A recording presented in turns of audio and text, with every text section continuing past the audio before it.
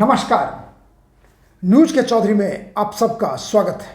मैं वीरेंद्र चौधरी एक बार फिर से आपके सामने हाजिर हूं एक नए सवाल के साथ। सवाल यह है, क्या बिहार उपचुनाव 2025 विधानसभा चुनाव का सेमीफाइनल है?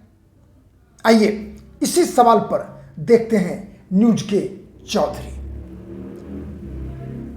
बिहार विधानसभा के 4 सीटों पे उपचुनाव हुए और उन चारों सीटों के परिणाम ने एक सवाल खड़ा किया है।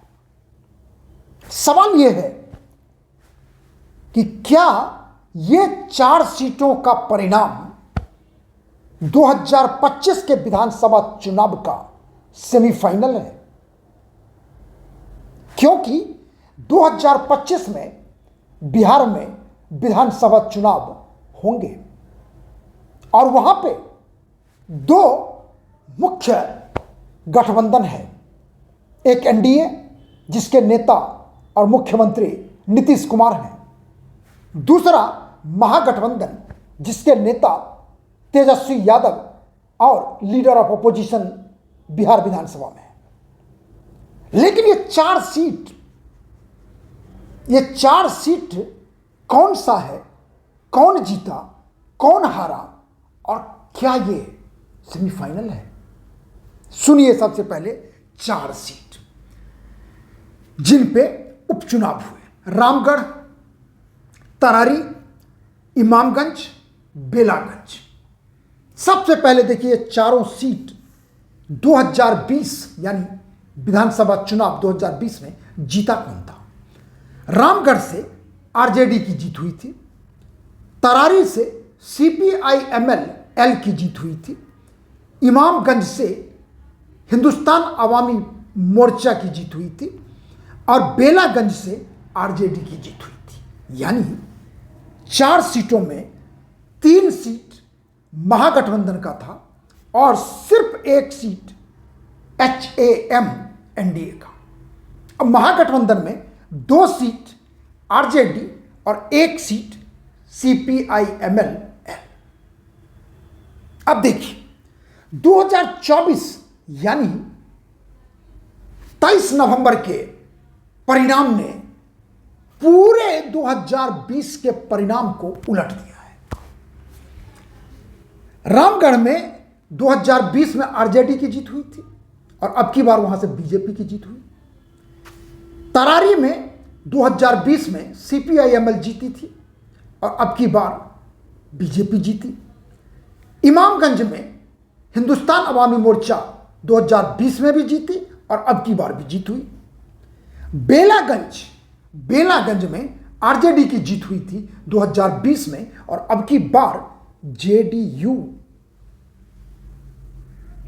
अब सवाल यह है कि अभी का पार्टी पोजीशन देखिए। पहले क्या बताया मैंने आपको कि 4 में से 3 महागठबंधन के थे और 1 एनडीए के। अब परिणाम, चारों के चारों सीट एनडीए ने जीत लिया है। यानी 1 सीट तो थी, 3 सीटों पे एनडीए ने कब्जा कर लिया है। स्वाभाविक है कि इस तरह के परिणाम सवाल खड़ा करेगा, क्योंकि अगले साल ही विधानसभा चुनाव होने हैं। और यदि ये चारों सीट का मैं आपको ब्यौरा दूं तब तो आप और चौंकेंगे। और मैं आपको चौंकाना चाहता हूं कि ये 4 सीट है क्या, उसका नेचर क्या है, वो किसका गढ़ है। पहले रामगढ़ देखिए। रामगढ़ में 1985 से लेकर लगातार 2005 तक जगदानंद सिंह चुनाव जीते रहे हैं। पहले लोकदल, फिर जनता दल और उसके बाद राष्ट्रीय जनता दल यानी आरजेडी। और 2009 में उपचुनाव हुए थे। चूंकि 2009 में जगदानंद सिंह आरजेडी से लोकसभा एमपी बन गए थे, उस उपचुनाव में भी आरजेडी की जीत हुई थी। और उसके बाद 2010 में भी आरजेडी की जीत हुई। सिर्फ 2015 में सिर्फ 2015 में अशोक कुमार सिंह बीजेपी से चुनाव जीते और ठीक एक चुनाव के बाद यानी 2020 में फिर से आरजेडी की जीत हुई थी और वो थे जगदानंद सिंह के पुत्र सुधाकर सिंह। और सुधाकर सिंह 2024 में बक्सर से लोकसभा चुनाव जीत गए हैं और इसलिए रामगढ़ में उपचुनाव हुए। अब देखिए, कुल मिला के एक बार छोड़ दें 1985 से लेकर अब तक तो लगातार लोकदल, जनता दल, आरजेडी की जीत हुई। आप अंदाज लगा सकते हैं कि कितना बड़ा गढ़ रहा है आरजेडी का जगदानंद सिंह का। हारा कौन है? जगदानंद सिंह के पुत्र अजीत कुमार सिंह। और आपको आश्चर्य होगा कि अजीत कुमार सिंह कंटेस्ट में नहीं थे, रामगढ़ में जीता है अशोक कुमार सिंह बीजेपी मात्र 1362 वोट से। और उन्होंने किसको हराया है? बीएसपी के सतीश कुमार सिंह यादव को 1362 वोट से। और आरजेडी के जगदानंद सिंह के पुत्र तीसरे नंबर पर हैं यानी अजीत कुमार सिंह। और चौथे नंबर पर जन स्वराज पार्टी के सुशील कुमार सिंह। अब अंदाज लगा लीजिए कितना बड़ा किला जगदानंद सिंह का है, आरजेडी के हैं, जिसको बीजेपी ने ध्वस्त कर दिया है। तो यह तो हुआ रामगढ़ का। अब देखिए तरारी में सुदामा प्रसाद पिछली बार चुनाव जीते थे CPIML और अब की बार बीजेपी की जीत हुई है।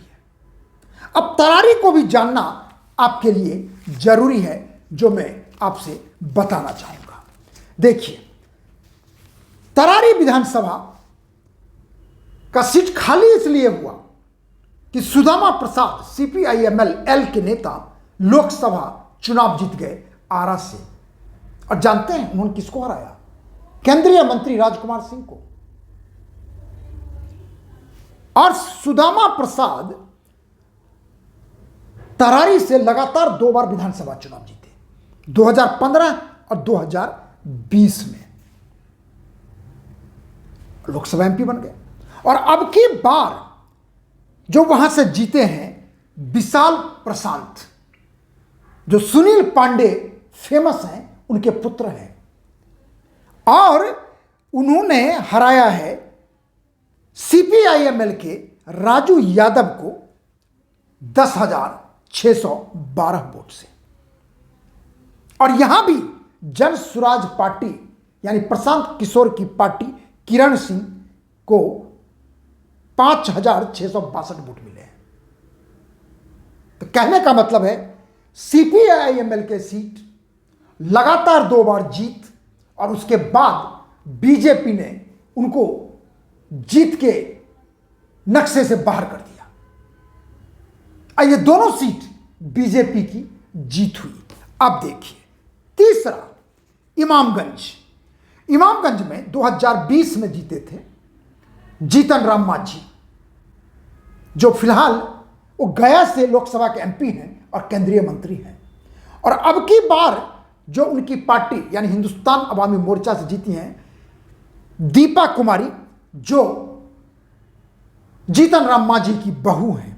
और उन्होंने चुनाव जीता है 5,945 वोट से।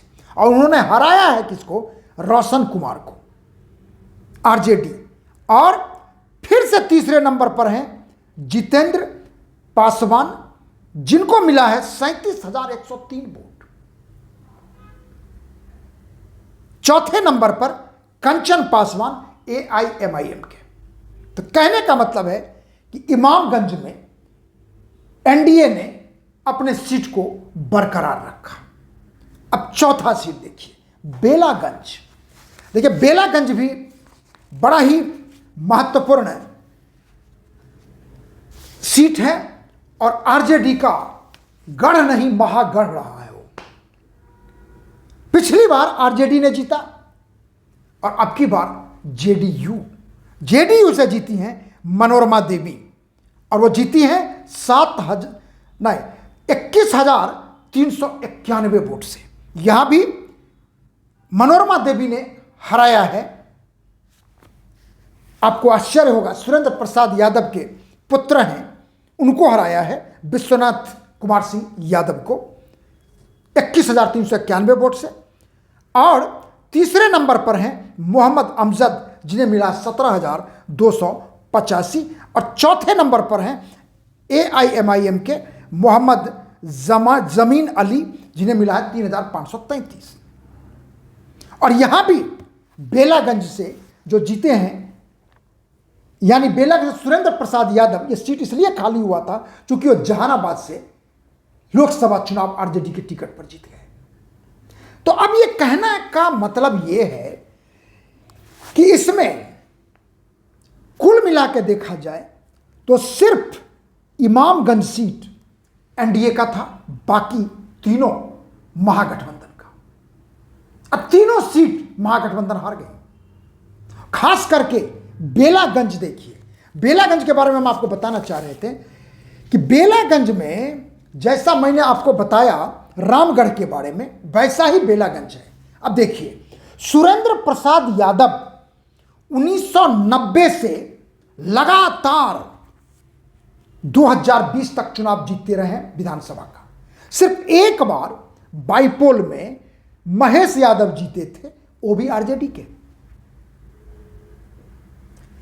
90 और 95 में सुरेंद्र प्रसाद यादव जीते थे जनता दल के टिकट पर। उसके बाद लगातार आज तक इस सीट से कभी भी बीजेपी नहीं जीता।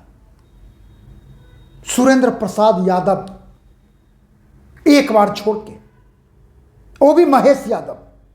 लेकिन पहली बार आरजेडी का किला कहें या सुरेंद्र प्रसाद यादव का किला कहें, उसको जेडीयू ने ध्वस्त कर दिया। कहने का मतलब है कि चारों सीट में, एक एनडीए का, 3 महागठबंधन का, लेकिन उपचुनाव ने चारों के चारों सीट एनडीए को दे दिया है। और यही कारण है कि कहा यह जा रहा है, प्रश्न खड़े किए जा रहे हैं कि क्या अगले साल होने वाले विधानसभा चुनाव का यह सेमीफाइनल है। और यदि यही बात है परिणाम के मामले में, तो निश्चित रूप से यह एक बहुत बड़ा पॉलिटिकल मैसेज है। यह तो आरजेडी के लिए, महागठबंधन के लिए, लेकिन बिहार में एक तीसरा फोर्स भी इमर्ज कर रहा है, जिसे इन 4 सीटों में मिला के 10% वोट मिला है, और वो है प्रशांत किशोर की पार्टी जन स्वराज पार्टी। और जन स्वराज पार्टी ने यदि देखा जाए तो सबसे बड़ा डैमेज महागठबंधन को किया है। जैसे मैंने बताया आपको, रामगढ़ में देखिए 6,513 वोट मिलता है जन स्वराज पार्टी को, और वहां पे बीजेपी की जीत होती है सिर्फ 1,362 वोट से। और आश्चर्य है कि वह कंटेस्ट में आरजेडी नहीं, बीएसपी है। तरारी में जीत होती है बीजेपी की 10,612 वोट से, और वह हराते हैं CPIML को। और यहां भी जन स्वराज पार्टी तीसरे नंबर पर है और उन्हें वोट मिलता है 5,622। इमामगंज बहुत ही इंटरेस्टिंग है। इमामगंज में 5,945 वोट से जीतती हैं दीपा कुमारी, हिंदुस्तान अवामी मोर्चा यानी जीतन राम मांझी की बहू। और जेएसपी यानी जन स्वराज पार्टी को यहां पर मिलता है 37,103 वोट। और हारता कौन है? हारता है रोशन कुमार आरजेडी, जिन्हें मिलता है 47,490। बेलागंज में देखिए जेडीयू की जीत होती है 21,391 वोट से, और हारते हैं आरजेडी के विश्वनाथ कुमार सिंह यादव। और जन स्वराज पार्टी के कैंडिडेट मोहम्मद अमजद को मिलता है 17,285 और AIMIM के कैंडिडेट को मिलता है 3,533। कहने का मतलब है कि जन स्वराज का एक तो उन्होंने 10% वोट पाया, दूसरा जो महागठबंधन को सबसे ज्यादा चिंता थी जन स्वराज पार्टी से, आरजेडी को सबसे ज्यादा चिंता थी, और वो सच साबित होता दिखाई दे रहा है। चारों सीटों पर जन स्वराज पार्टी ने पहला चुनाव लड़ा है, उन्होंने उपस्थिति दर्ज की है। महागठबंधन के लिए जैसा दिख रहा है बहुत बड़ी चिंता है। और हम आते हैं अपने सवाल पे कि निश्चित रूप से बिहार विधानसभा चुनाव 2025 के लिए यह सेमीफाइनल हो सकता है। हो सकता है इसलिए मैं कह रहा हूं कि चुनाव और खेल में कब क्या बदल जाता है कोई नहीं जानता, इसलिए पक्के तौर पर तो हम नहीं कह सकते, लेकिन अभी के आंकड़े जरूर कह रहे हैं कि ये बिहार विधानसभा चुनाव 2025 का सेमीफाइनल साबित हो सकता है। आखिर में यदि आपको यह कार्यक्रम अच्छा लगता है तो इसे आप लाइक करें, शेयर करें, और यदि कुछ कहना है तो कमेंट सेक्शन में जाके अपनी बात जरूर लिखें। और एक निवेदन है आपसे, एक प्रार्थना है आपसे, जो हमेशा आपसे मैं विनती करता हूं कि मेरे YouTube चैनल को आप जरूर सब्सक्राइब कीजिए, क्योंकि आपके सब्सक्राइब करने की वजह से ही आज मैं यहां हूं और आगे भी आपके साथ बना रहूंगा। बहुत बहुत धन्यवाद। नमस्कार।